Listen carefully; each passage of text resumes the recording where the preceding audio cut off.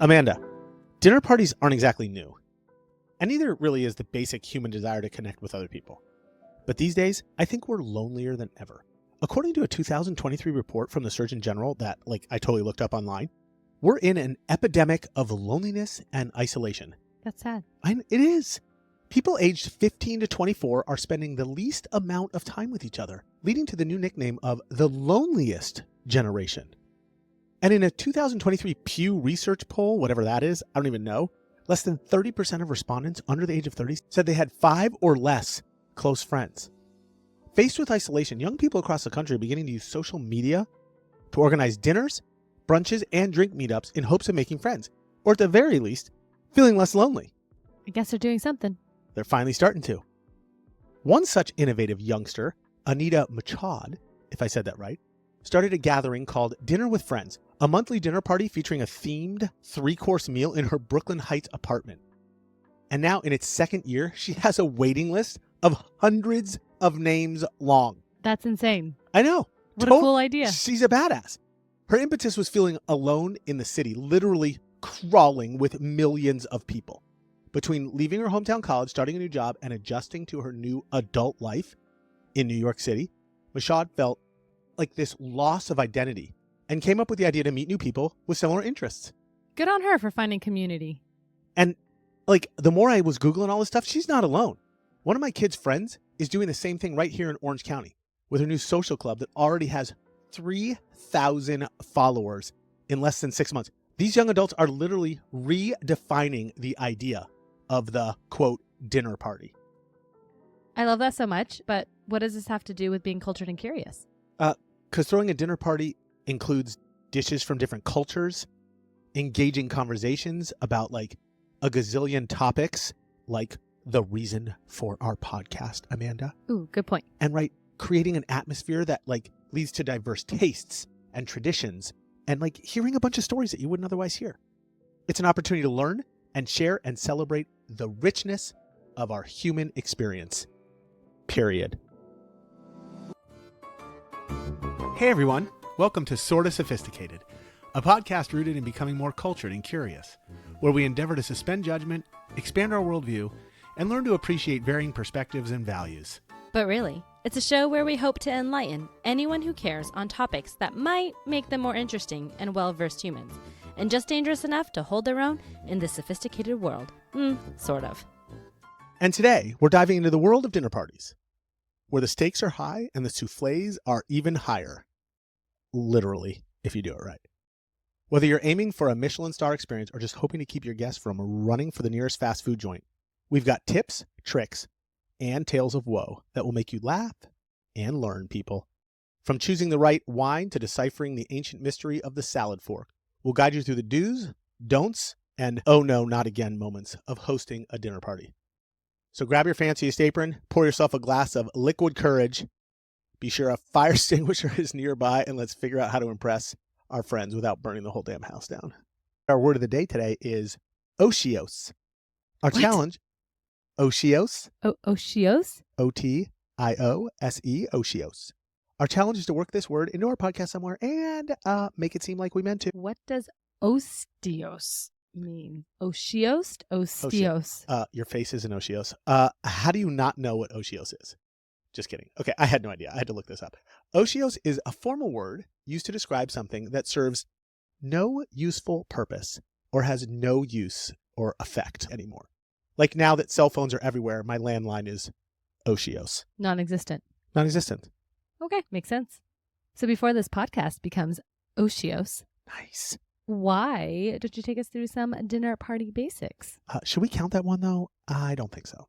Nah, I got it. We can do it again. It's going to be easy. But why don't you start us off on some fundamentals and assume I don't know what I'm doing and I just invited a bunch of people over next Friday. Help me, Pete. Help me. Okay, first of all, you know how to host a dinner party better than everyone. So I will be kind and pretend you don't know how and take you through this. Thanks. I appreciate that. Because last time I hosted a dinner party with you, you guys told me I'm just a big flexer. So yeah, no, you are a total flexer Go right and you're ahead. amazing. And quite frankly, you should probably be totally managing this episode. Let's be honest. All right, fine. Dinner party basics. Okay. Hosting a dinner party can be pretty daunting to the virgin hoster. So thank God that Amanda is here to give you a little prep so everything runs smooth. Look, people, we're here to help. I mean, somebody has got to do some heavy lifting somewhere. If you don't have a clue where to start, or if you do think you know what you're doing, consider this a refresher. 6 steps, people. Number 1, plan the guest list. 2, plan your menu wisely. That's the key. 3, atmosphere. Make it awesome. Number 4, execution, baby. And be engaging. 5, stay organized and be flexible or everyone will hate you, I promise. And 6, finally, end on a high note. Got to go out in style. If you follow this tried and true plan, you cannot go wrong. Well, that's not true. Things will go just less wrong. And that's all we really care about. We're only trying to help, sort of. I'm not a miracle worker. We're not that sophisticated. Okay. So why don't we start by giving a little more detail about each step? Good idea. I like it. Okay, so step 1, creating the perfect guest list. Amanda, what do you got me? Oh, you want me to go? Okay. Oh, you go. Got it. Okay. So I guess your guest list is kind of like your recipe. Too much of one ingredient and you might, burn your tongue off with too much spices. And too little of an ingredient and you all reach for that salt at the same time. So it's exactly the same with the guest list. If you invite all your introverted friends to the same dinner party, or on the other hand, all your loudmouth friends, you may find yourself overcompensating one way or another and it'll be unbalanced and may suck. Oh, it'll suck. I can't imagine a bunch of freaking introverts. You got to have a mix of personalities. You want guests who keep a conversation going. Some humor, some sophisticated talk. Sort of. Some storytellers. That was funny. And even some listeners. A cornucopia of different people. Oh, that would have been a good word of the day. Cornucopia. It would have. Why do I do this all the time? Like we're like talking. I say a word that I want. Like from now on, I think we're going to not do the word of the day. And I'm just going to say a word. We're going to try to Yeah, that takes the fun out of it. Okay, fine. Cornucopia was funny though. But Pete. What? Could you imagine inviting only accountants or librarians or something like that? Or even worse, people on the opposite side of the spectrum, a whole room of yous. Oh, ouch. I didn't think I'm really that bad, am I? Don't answer that. Also, why do you got to do accountants and librarians dirty like that? I know a ton of upbeat and really lively librarians who are hot. I'm sure you do. Yeah, like a lot. No. Lies. Okay. I'm going to have a librarian dinner party and you're not invited. Okay? Good. I'm not a librarian. Fine. Cheers. Okay. So also when you're thinking about who to invite, you should think about their dietary restrictions because it's the polite thing to do nowadays. So if you let the menu lead, then decide on your guests based on menu. But if you want your guest list to lead, then you have to change your menu to meet their needs. Fair, because I would feel totally horrible if I invited somebody over and mildly almost kill them because I fed them. How do you mildly kill someone? I mean, I have an EpiPen, so. Huh.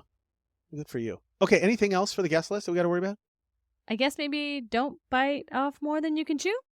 Pick a probably reasonable number that you can successfully cook for and still have time to entertain. I'd argue 4 to 8 guests maybe, whatever fits at your table. I think that's perfect because I think like 6 is great all the time. It seems to work super well. And we can usually keep it to one conversation at the table and make sure everyone's involved and engaged. Okay, so after the guest list, we have the menu, right? So plan the menu wisely, people.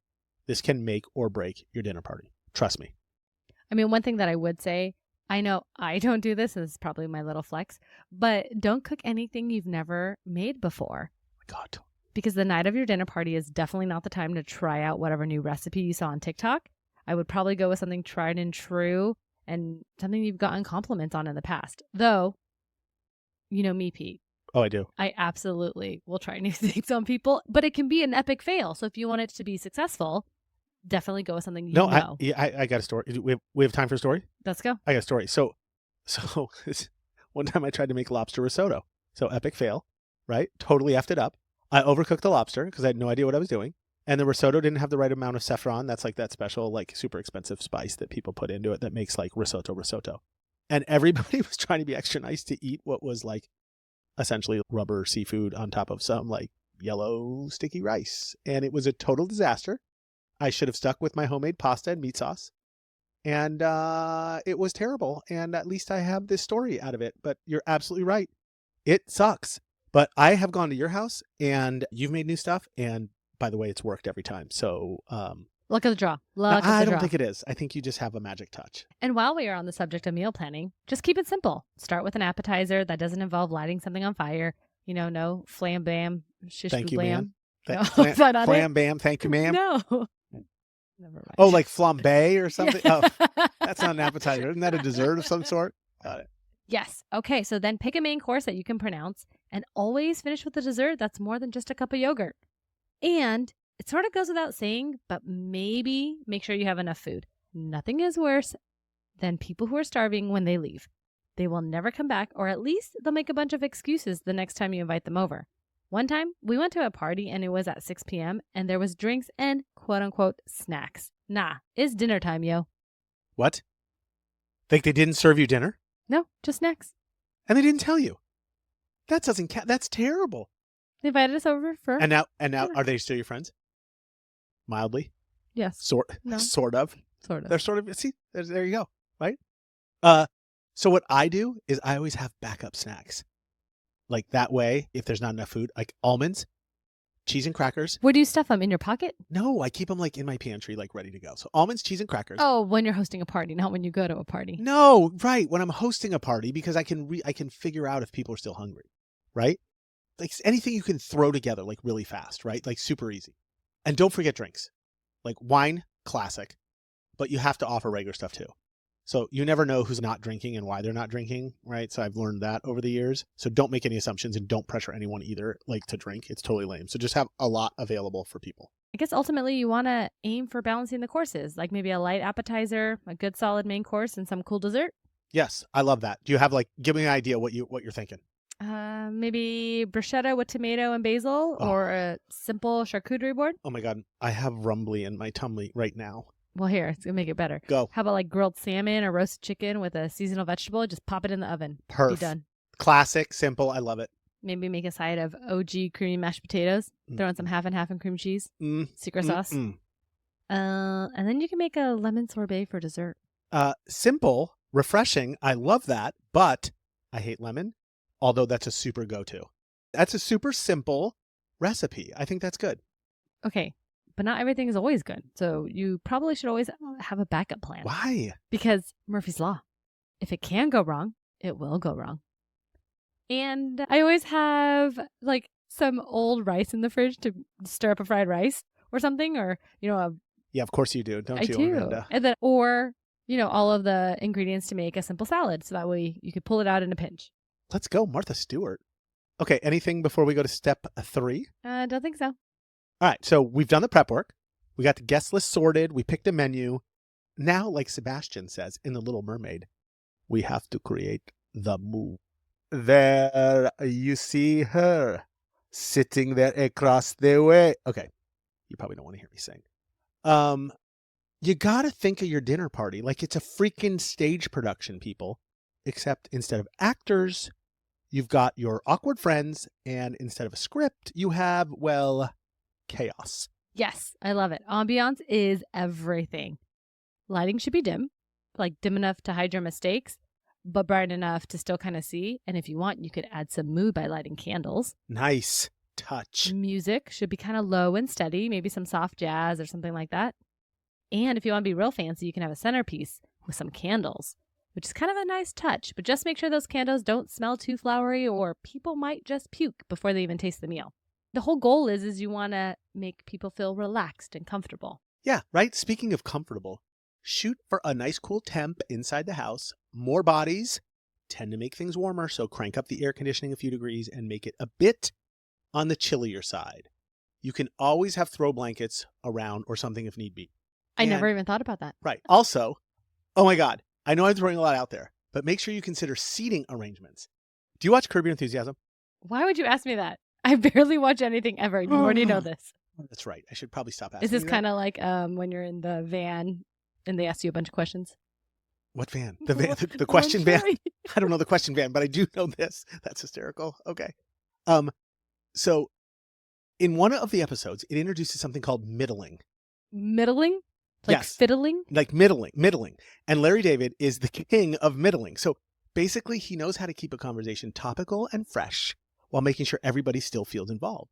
So he is strategically placed at the table in a middle spot to make sure everyone enjoys the conversation. So basically what I'm saying is you need to identify the best middler on your guest list and be sure they're ready to work. But what if the host is the best middler? Then the host takes one of the middle seats, or make sure, I guess, you're sitting at a round table instead, I guess. I don't know, but you need your middler. I love that there's such thing as a middler. There is. Who Shout knew? out, Curb. I know. But after that's all kind of figured out, you got to set the table, right? Probably a good idea. But Amanda, keep it simple, please. I hate this part, and I always get so confused. So just make it super easy for me to understand.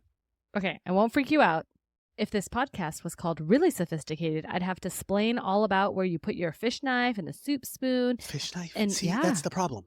And also which glass to place where. But you're in luck. We're only sort of sophisticated. Oh, thank God. Good. Okay, I was freaking out for a So second. the easy, light version. Good. Forks go on the left and knives go on the right. And if you need a spoon, it's on the outside of the knife. Oh, and the dessert utensils go on top. Otherwise, you can bring them out later. That's it? That was super easy. I love you. Easy. But wait, I thought there was more. What about napkins, plates, cups, all that stuff? Like napkins, you can put on the plate. They can go next to the forks. You decide. There's not really a right or wrong. Just have one plate. Make it easy on yourself. If you have bread and you want to add another, put the bread plate on the upper left of the dinner plate. And any other plates are... Any other plates are Oshios. Anyway. Oh, smooth one, sister. Oshios. Unnecessary. I like that. All right, so basically all this is Oshios. Yeah, pretty much. It is. Huh. Yep. People will most likely already be drinking before they sit down. So just have one glass at the table for water, and then they can bring their other glass with them when they sit. And if you're really freaked out about all this kind of stuff, just go buffet style. And your guests will grab everything on their own and walk over to the table with it all in hand. It's not a super big deal. Don't overwhelm yourself with all of this poshy posh stuff. Look, ultimately, the goal is for you and your guests to enjoy each other's company and hopefully some delicious food. As long as you approach it with confidence and make your guests feel welcome, trust me, you're going to have a very successful party regardless of where all the silverware goes. Pinky promise. Okay, that makes me feel a little better. I'm not going to lie. That is sort of why I avoid dinner parties like the plague, because I always thought I had to have a specific way. So you just helped me through that. Thank you. My stress levels have gone down tremendously. Good. Okay, so everything's ready. It's in its place, and dinner is cooked and warming in the oven. I think I'm ready for my guests to show up. I want a party. Okay. Let's go. Let's go. It is now time for the main event. Let the performance begin. Step 4, all about execution. Number 1, first things first, you got to greet your guests like royalty. Smile when you open the door. Easy. Take their bags and offer them a drink. Just be awesome. Kind of pretend like you're on a stage. That's exactly what I do all day long. Let's go. I'm ready. All right. Well, then, number 2, start using everything you have ever learned from this podcast and start your small talk. Listen to all 20 episodes. This is your moment, people. Don't let us down. You got this. Remember the topics to avoid: politics, religion, exes, and your kind of weird ass medical stuff like that growth on your face, Pete. Don't bring it up. Oh my God, I can't talk about that. I know. That's all I ever talk about. But everyone can see it. All right. Number 3, as guests show up, you got to mingle. Don't be lame. It's your job. Remember, you're the one who chose to throw the damn party in the first place, so keep an eye on those glasses and make sure they're full. If you have appetizers, make them accessible to guests wherever they choose to congregate. Don't force things. Go with the flow. Oh, and by the way, don't panic at awkward silences. They happen all the time. People freak out over this. You have 2 options. The first one is real easy. Just excuse yourself to go check on the food. Works like a charm. And it's usually enough for whoever you left to just change the subject and start something new with somebody else. Or 2, another easy one is to just have 1 or 2 icebreaker questions ready to rip. My favorite is, what's your superpower? Another one might be, what day in your life would you relive if you could? Or you could always go with the fun games like 2 truths and 1 lie. Really? Pete, no one's going to blurt out, what's your superpower when it gets quiet? That would just be weird. I think timing is everything. Otherwise, you're just going to look like an idiot. Story of my life. But, good point. Okay, so 2 things I should clarify about that. It's different how you engage a couple versus how you engage a bigger group. So, if you're just chatting with a couple that arrived and it gets quiet and awkward, you can go check on the food or change the subject by asking them something more relevant about their lives, assuming you've hung out with them before and have some context. What have you been up to this summer? Or how are all the kids? But if you're at the dinner table with like 6 or 8 guests and it gets a little awkward and quiet, first, I'd probably kill the middler. I'm not going to lie. But that's when you bring up the idea of, hey, okay, guys, I got a few icebreakers loaded for fun. Should we give it a go? And then start with something like, hey, what's your superpower? Does that make more sense? Yeah, thanks for clearing that up. That makes it a whole lot easier. It's just super important as the host to always be monitoring like the mood. You always have to be ready for a subject change or a new activity or whatever. It's what makes the party a party, people. Yeah, this is the part where I would say you have to be really organized, but also really flexible. So good luck. Let's let it rip then. Step 5. Go. Let's be organized and be flexible. Oh, man. Okay. Well, I guess if you planned everything right and early enough, the flexibility part should come more easily. For people like you who know how to do this. I mean, you just got to take a chill pill, right? And just, again, go with the flow, right? By the way, this is your superpower. So easy to say. Well, probably because I have a working timeline in my head, and that's what works for me. I'm not saying it works for everyone, but don't knock it till you try it. So something like start cooking at 3 o'clock, set the table at 5 o'clock, guests come at 6 o'clock, and don't forget the appetizers, and dinner around 7 o'clock, and dessert at 8:30. Then kick everyone out by 9:30. And you do all of this kind of in your head, right? And if everything is awesome and you want to keep the party going, then you can go past 9:30. But, you know, it'll all come to a natural end, and you'll start dropping hints and shooing people out the door. You see how you just did that so fast in your, like, so that's the part, like, a lot of people can't do. Like, you just rattled that off, like, in 2 seconds. 3 o'clock, 5 o'clock, 6 o'clock, 7 o'clock. If you can't do that in your head, put it on a freaking note card. Yeah. And, like, remember that, because if you're organized enough, you'll be able to get through the night and build in flexibility. Absolutely. And I mean, this is what runs in my head, and I'm always stressing out about it. So if you need to write it down, then write it down. You know, that's great. However, you need to de-stress, right? And get it out there. Totally. I promise if you do it this way, I know it sounds super counterintuitive, but you will be better prepared for the unexpected. And besides, improvising is sometimes the funnest part. Who doesn't love an improv, right? The story of my life. It is Let's go. absolutely the story of your life. Yes. Not mine. I really like when things go as planned. I hear you. We would make good dinner party hosts together then. You would, yes. Because I would just make sure I'd manage it, and you would just take care of it. Okay, yes, right. Well, you got to know that people pick up on this stuff real quick. So there's nothing worse than a host who can't go with the flow. So if shit goes sideways, pour another drink, and don't be afraid to ask a few friends for help. It will definitely make the night more memorable, for sure. Oh my God, totally. Some of the best nights when shit went sideways and people end up in the hospital. But that's a story for a whole different episode. Wait, what? Nope. Hospital? No, I'm not Hospital. going. No, I'm not going there today. I'm moving on. We'll talk about it later. Okay. Well, I'm going to have to hear the story later. Okay. I promise. Great. Okay. Then finally, step 6, when the night is ending, you gotta make sure you end on a high note. It is all about showmanship, people. Can't quit now. You need people to think your dinner parties are amazing. Am I right? Go big or go home. Okay. So ready? First, no awkward exits. It totally fucks everything up. You got this far. Just hang in there for like a few more minutes. So funny story, because I know I'm sort of known as a social assassin. Shout out to Larry David again. I just totally stole that term from Curb Your Enthusiasm. I totally suck at this part. Which part? The ending the party part. So instead of dropping hints, I go like right for the jugular. When I'm done and it's getting late, I'll just stand up and say, okay, dudes, the party's over. Get the fuck out. Pat. I can totally see you doing this. I'm sure I've experienced this too. Yeah, I know. My wife used to want to kill me for it. And then I'd have to like reel it back in and be like, just kidding. And get up and pretend to like go to the bathroom or something. But most of the time it totally worked.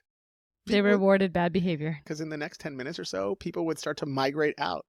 Like, it probably is not the best way to do it. I'm not going to lie, but super effective. And now all my friends know me enough that I do it religiously and they all laugh about it. So here's the funny part. My wife would always pretend to be super mad about it in front of the guests. But afterwards, when everyone was gone and we were cleaning up, she would say, thank you, and say how much she appreciated me doing stuff like that. And that I was the only one who could get away with it. Then I'd say, you owe me one, and we would go do it. So oh my God. Everything worked out perfect. But she loved my social assassin behavior behind the scenes. She just wouldn't tell everybody. Good cop, bad cop. Got it. I know. Yes. So I tell you all that to say, I don't advise going that hard. Maybe something a little softer might work. Like, well, guys, I got an early morning tomorrow, so let's wrap up in a bit. Or maybe, hey, let's clear the table and get the dishes in the sink.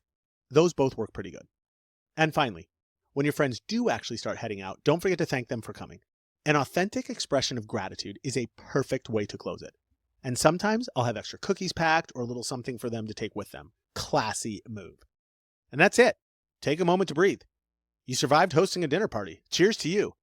Kick back, relax, and enjoy the leftover wine and stare at the heaping pile of dishes that you still need to do. Then wait till the next morning and send a thank you text to everyone, like halfway through the day. Nothing too early, you just will look needy. And nothing over the top either. Just thanks for coming, had a lot of fun, glad you could make it, things like that.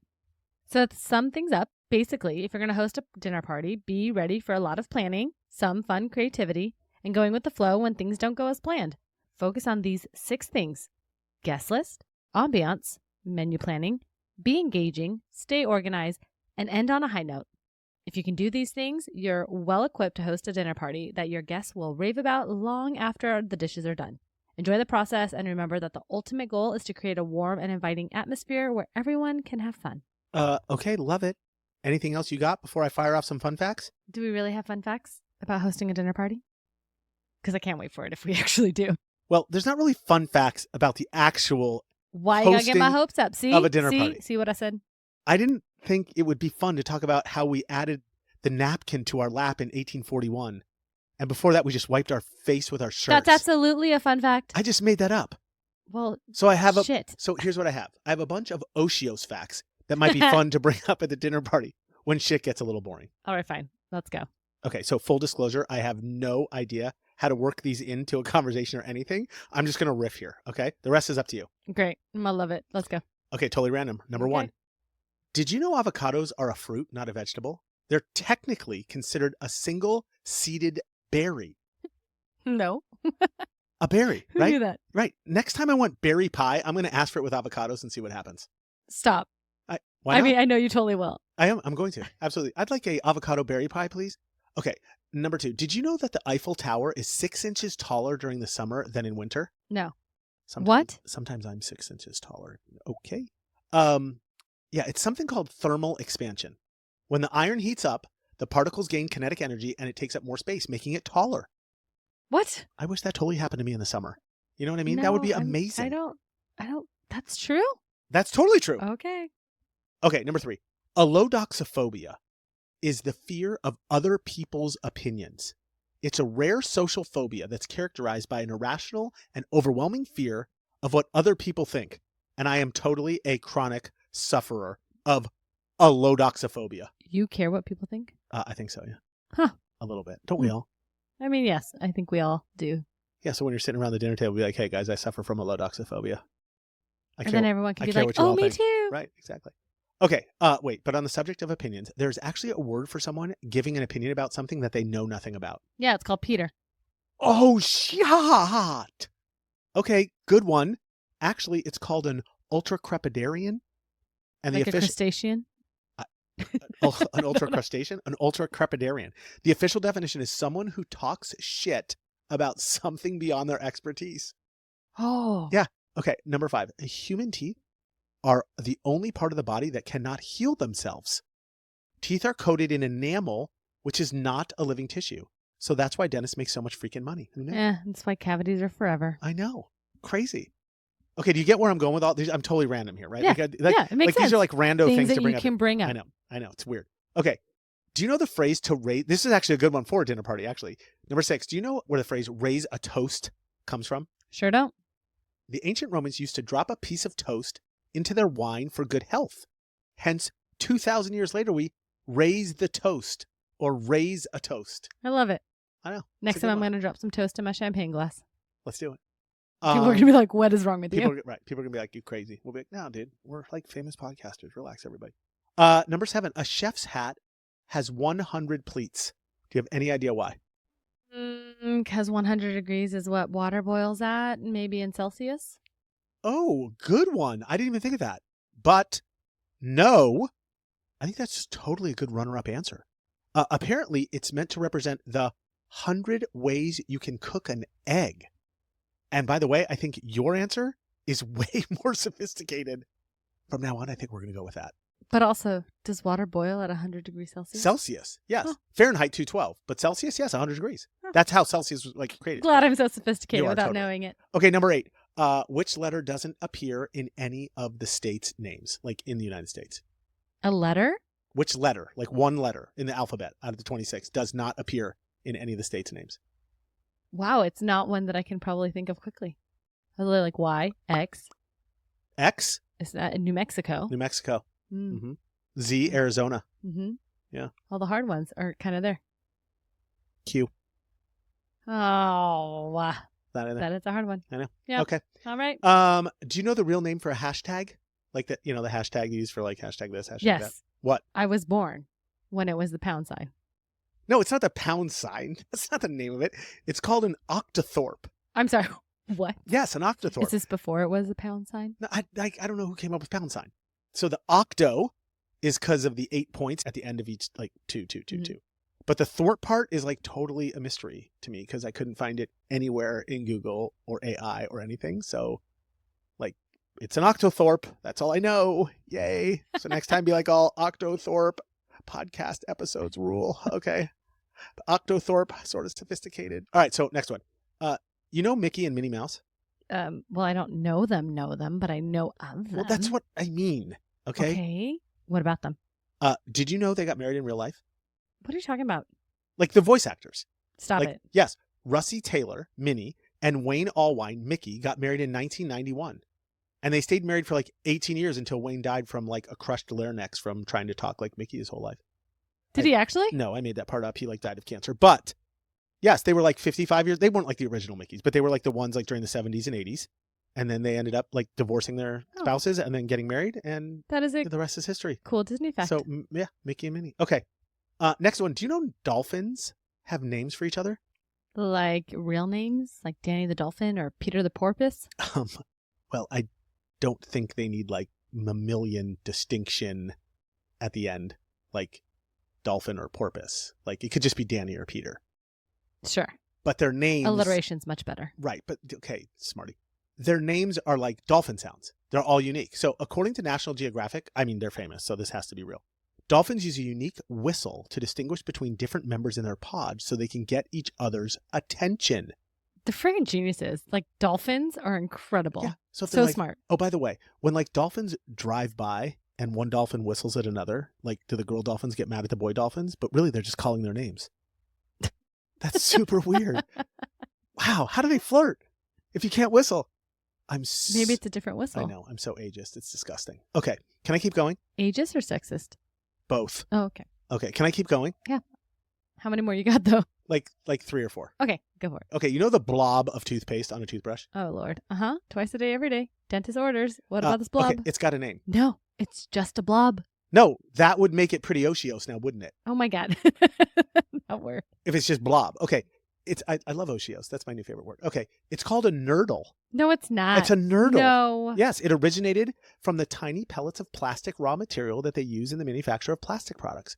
And somehow from there, it turned into that cool wave of toothpaste blob that you put on your toothbrush every night. Go figure. A nurdle. Nurdle. Kind of like Wordle. I'm squirting out my nurdle. Oh, my God. Okay. Okay. How about this one? Which continent is located in all 4 hemispheres? Africa. Yes.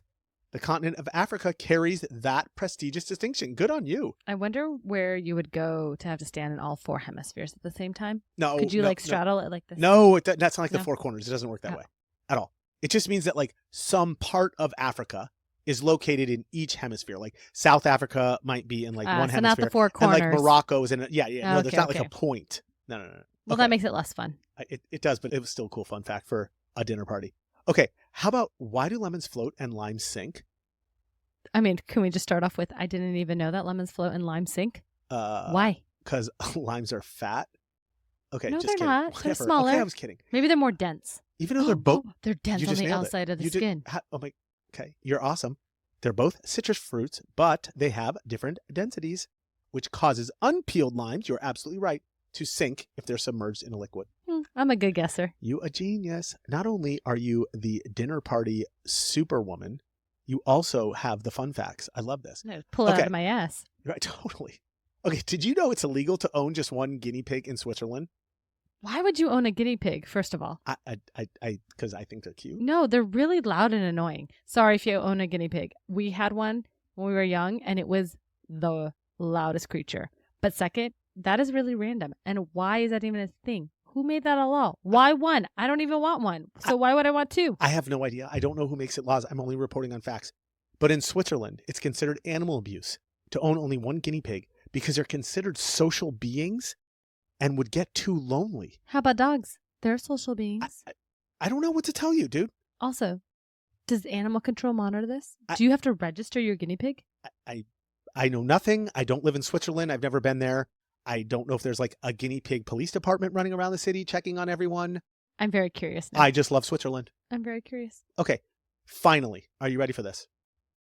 There's a name for the fear of dinner party conversations. I mean, there is a name for every single phobia we could ever imagine. Yep. So I'm ready for it. Yes, it is totally real. It is called diepnophobia. And clearly, we do not have it. We don't. So let's start the party, people. That's it.